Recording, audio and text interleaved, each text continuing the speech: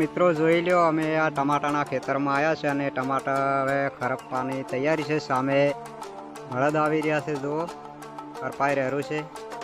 આ બળદ સામે બળદથી ખરપવાનું ચાલુ છે. ટોમેટા આવડે છે તો બળદ હવે ચાલી રહ્યા છે, જુઓ ખરપવા માટે. અહીંયા આ ખરપો ચાલે રહ્યો છે જો, અને આ બાજુ ખરપેલું પડ્યું છે ભાઈ,